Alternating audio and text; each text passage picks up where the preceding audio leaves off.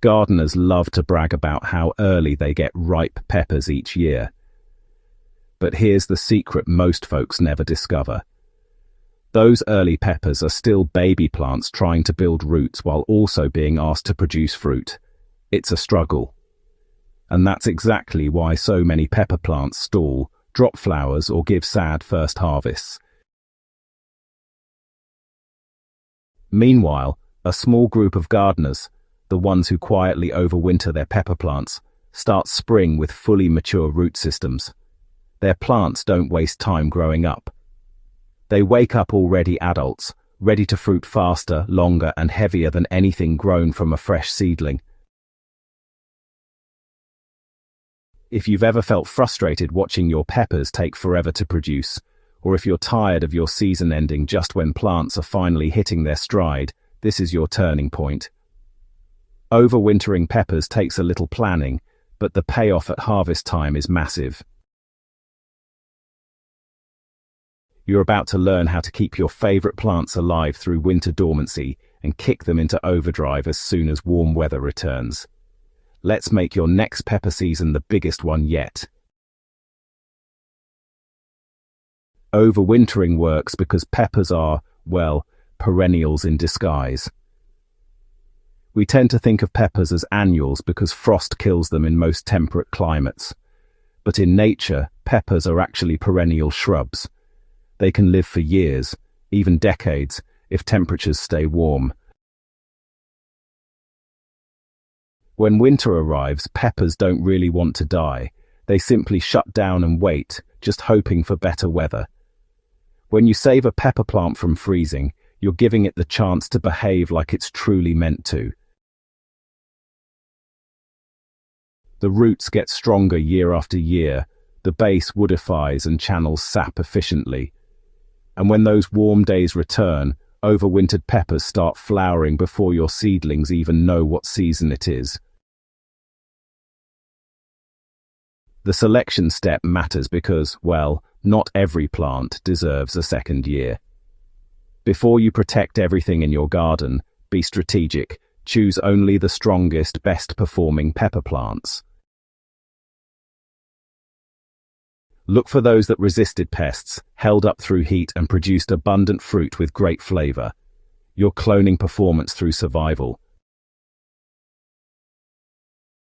There's no reason to baby a weakling into another season. Select winners so next year starts with proven genetics and proven vigor. Reducing plant volume helps peppers shift into dormancy correctly. Once you've picked your champions, it's time for the cutback. You're not pruning to shape, you're pruning to trigger a metabolic shift. Remove all peppers still hanging on. Strip off diseased or damaged leaves, then shorten the plant, leaving only a handful of main branches. A foot tall is a good guideline for smaller varieties. Taller, woody peppers can handle slightly more height. Don't panic if it looks extreme. When sap flow slows in winter, the plant won't maintain unnecessary foliage anyway. Healthy pruning now prevents mold, pests, and nutrient waste during dormancy. Underneath the shock of the haircut, that root system remains fully alive and prepared to re-leaf fast in spring. Trust the process. Root management and pot transfer protect peppers from outdoor death zones. In the ground, frost creeps deep, roots freeze, game over. To overwinter successfully, peppers must be moved into containers. Dig them carefully, lifting a generous root ball. Place them into just big enough pots using well-draining soil. No heavy fertilizers now. The goal is preservation, not growth. Indoor options differ, but the rule is always the same.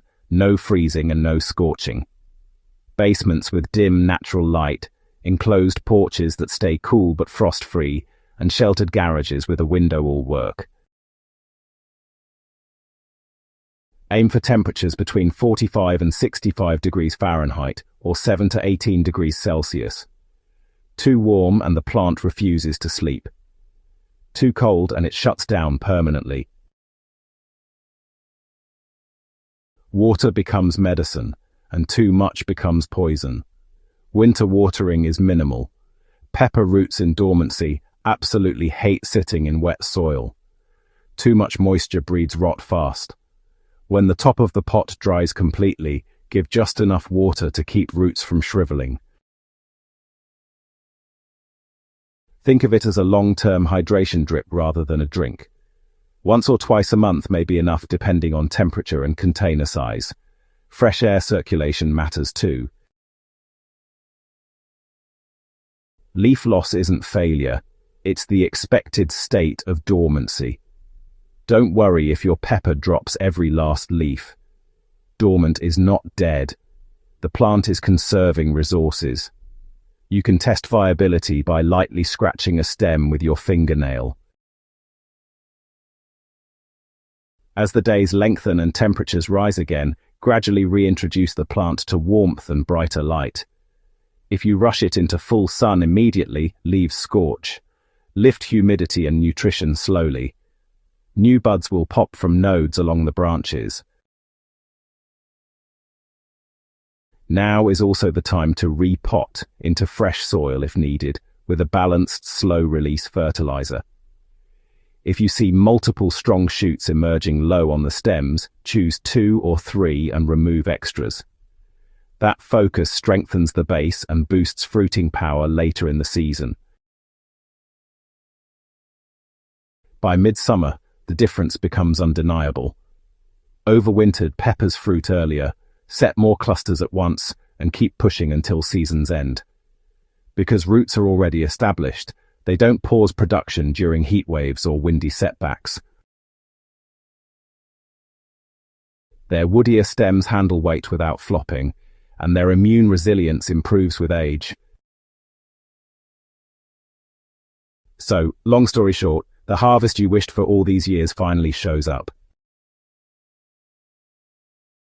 Chilies and hop varieties, respond exceptionally well to multi-year growth cycles. The second and third seasons often deliver more heat and flavor complexity as oil profiles mature. If you're a sauce maker, an overwintered plant, well, it really becomes a treasure. Trophy plants happen when gardeners refuse to reset greatness every year. Bell peppers can also overwinter beautifully, though they tend to be more sensitive to indoor conditions. The reward still outweighs the effort. Once you've overwintered peppers successfully, it stops feeling experimental. It becomes your standard. It becomes smart gardening. Instead of starting from zero again and again, your garden builds strength like a perennial ecosystem should. That's what serious growers do. They invest in the future harvest, not just the current one. If this guide helped you unlock a breakthrough for your pepper garden, don't forget to subscribe and share this with growers who deserve bigger harvests too. Here at Gentle Herb Gardening, we're all about giving plants and gardeners the chance to reach their full potential. Let's keep growing, smarter, stronger, and year after year.